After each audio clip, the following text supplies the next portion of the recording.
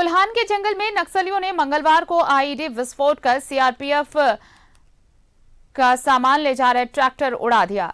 पश्चिमी सिंहभूम के गोइलकेरा के कोयड़ा के पास हुई इस घटना में ट्रैक्टर के खलासी की मौत हो गई, जबकि चालक का चाईबासा सदर अस्पताल में इलाज चल रहा है।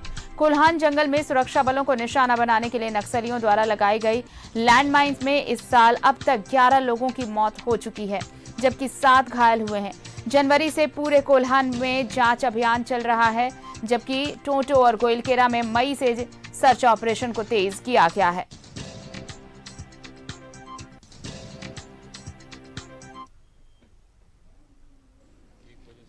के बीच में गोइलकेरा थाना अंतर्गत कोयड़ा से हाथीपुर जाने वाले रास्ते में नक्सलियों द्वारा एक आईडी ब्लास्ट की घटना खारिज की गई है। उस आईडी ब्लास्ट में एक जो कॉन्ट्रैक्टर की सिमजन गाड़ी थी ट्रैक्टर वो चपेट में आई है और जिसमें उसके चालक एवं उसके सहायक वो दोनों गंभीर रूप से जख्मी हुए थे। दोनों को तत्काल स्थानीय ग्रामीणों के सहयोग से एवं पुलिस बल के सहयोग से उनको वहाँ से प्राथमिक उपचार के लिए सोनवा ले जाया गया और उसके उपरांत और सहयोगी मनोज इस वक्त हमारे साथ जुड़ रहे हैं, सीधे उनका रुख कर लेते हैं। मनोज, देखिए जैसे ही कोल्हान में देखिए सर्च ऑपरेशन तेज किया जवानों ने, और खासकर आप देखिए चाईबासा के जंगलों में ये सर्च ऑपरेशन पिछले कुछ दिनों में तेज किया गया है, मई महीने से काफी तेज किया गया, लेकिन जनवरी से अब तक देखें तो 11 लोग आईईडी बॉम्ब की चपेट में आ चुके हैं, जिनकी मौत हुई है, 7 से ज्यादा घायल हैं। कल जिस तरह से वारदात हुई उसने एक बार फिर यही साबित किया कि नक्सली अब बौखला गए हैं और इसी बौखलाहट में इस तरह की वारदात को अंजाम दे रहे हैं। गनीमत रही कि देखिए एक बड़ी घटना, जो बड़ा मंसूबा था उनका नापाक, वो नाकाम हुआ है, लेकिन सतर्क रहने की जरूरत अभी भी है और ये सर्च ऑपरेशन लगातार चलता ही रहेगा। देखिए निश्चित तौर पे जो चाईबासा का जो इलाका है, चाईबासा का जो सारांडा जंगल है वो नक्सलियों के गिरफ्त में है, क्योंकि उसका जो भूभाग है वो उड़ीसा पड़ता है, छत्तीसगढ़ पड़ता है, झारखंड पड़ता है। तो आप समझिए 3 राज्य को जोड़ने वाला ये भूभाग है और साथ साथ और उसका फायदा नक्सली उठाते हैं। जब झारखंड पुलिस ऑपरेशन ज्यादा तेज करती है तो वो उड़ीसा में छिप जाता है, उड़ीसा करती है तो झारखंड और छत्तीसगढ़ के सीमावर्ती इलाके में चला जाता है।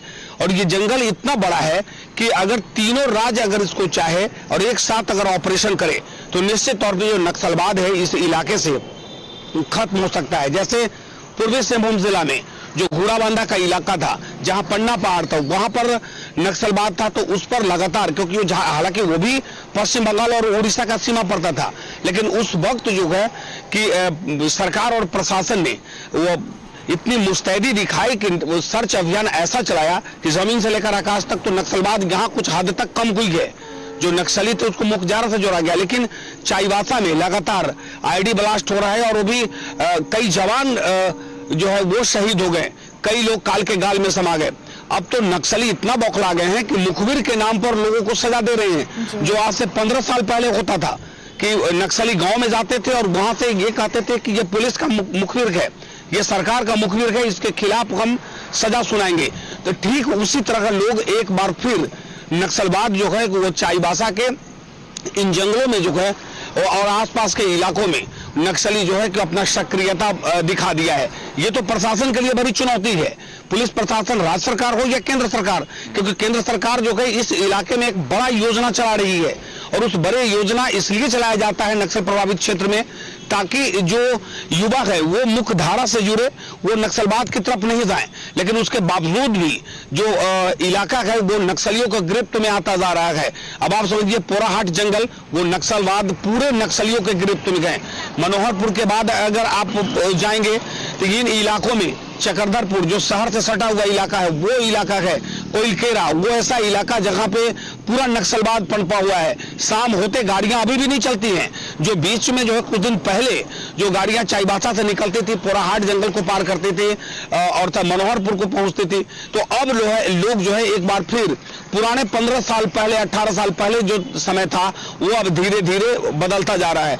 तो निश्चित तौर पे ये प्रशासन और सरकार को और मुस्तैदी दिखानी होगी, तब जाकर लोगों को जो है वो भरोसा होगा पुलिस पर क्योंकि पुलिस लगातार कैंपिंग कर रही है, लगातार सर्च अभियान चलाई है। सीआरपीएफ इस इलाके में कैंप कर रहे हैं, लेकिन उसके बावजूद भी सीआरपीएफ के जवान को भी नक्सली जो है वो टारगेट कर रहा है।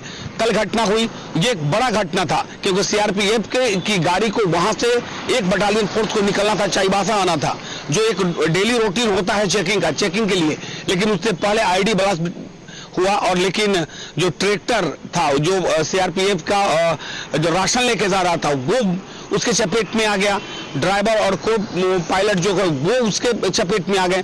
तो निश्चित तौर पे कि लोगों में दहशत है, और ये दहशत एक बार फिर शुरू हो गया है। इसमें जरूरत है कि सरकार मुस्तैदी दिखाए, लोगों को मुख्यधारा से जोड़े, और निश्चित तौर पे सरकार की जो अभियान है, राज्य सरकार हो या केंद्र सरकार की, उनका जो अभियान है नक्सलियों को मुख्यधारा से जोड़ने का, वो अब इस इलाके में ज्यादातर सक्रिय करना होगा, प्रचार प्रसार बढ़ाना होगा, क्योंकि भरोसा जितना होगा, क्योंकि कुछ सूत्र ये भी बताते हैं कि जब नक्सली मुख्यधारा से जुड़े, उनको सरकार ने कहा था नौकरी देंगे, उन लोगों को नौकरी नहीं दिया, यहां तक कि उन्हें पैसा जो मिलना था वो पैसा नहीं मिला।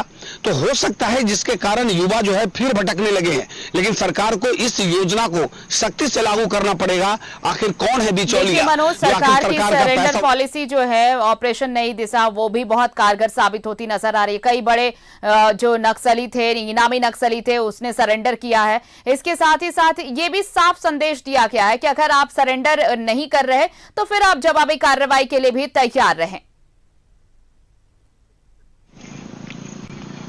देखिए, निश्चित तौर पे ये सरकार की योजना काफी कारगर रही है।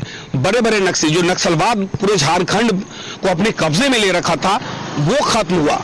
वो नक्सली जो करोड़ के इनाम वाले नक्सली थे, वो अपने आप को आत्मसमर्पण कर दिए। मुख्यधारा से जोड़ने के लिए उन्होंने संदेश भी दिया युवाओं को।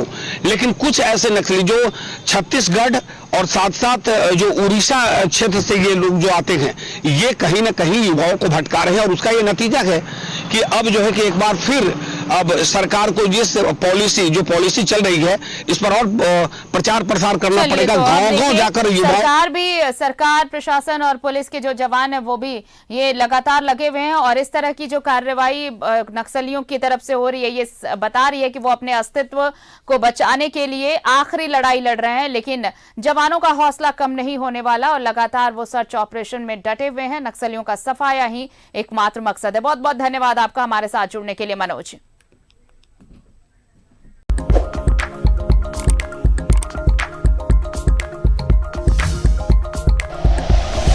Like and share videos, subscribe करें हमारा चैनल और प्रेस करें बेल आइकॉन। न्यूज़ 11 भारत, सच है तो दिखेगा।